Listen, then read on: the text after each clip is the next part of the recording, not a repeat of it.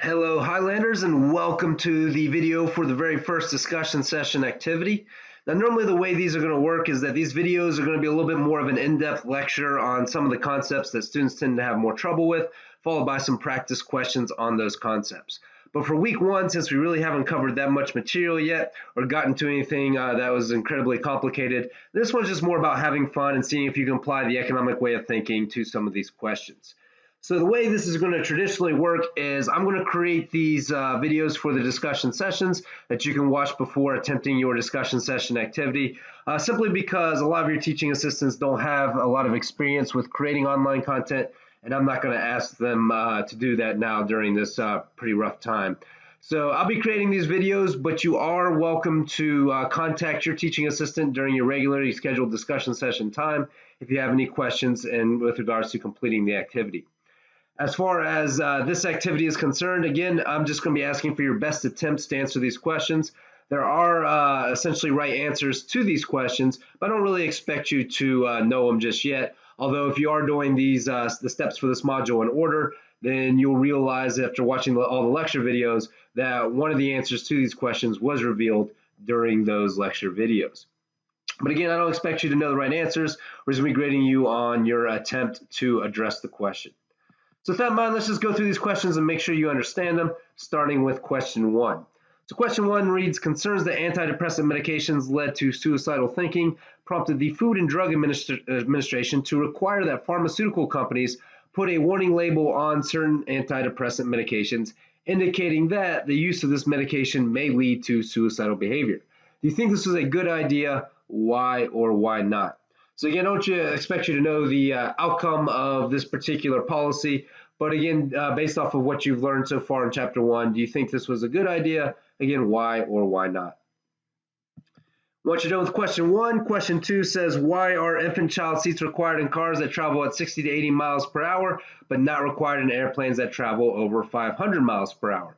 Again, do your best to answer this question, and let's see how close you can get to that right answer.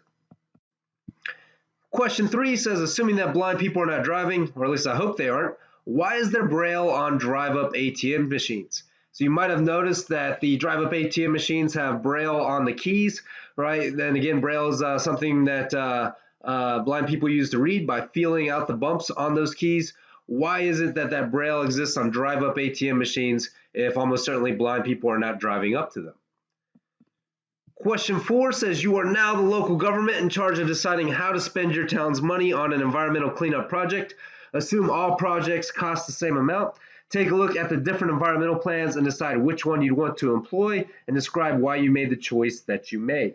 So if you look at alternative one or plan one, it gives you 50% cleaner air, 100% cleaner ground or soil, and 20% cleaner water. Whereas alternative two gives you 48% cleaner air, 95% cleaner soil, and 90% cleaner water. And then alternative three gives you 5% cleaner air, 10% cleaner ground, and 100% cleaner water. So which of those choices would you choose, or which of those potential alternatives or plans would you enact for your town, and why? And then the fifth and final question actually comes from the book The Economic Naturalist, written by Robert H. Frank. So please analyze and try to answer this economic mystery that he wrote about in his book using the economic way of thinking.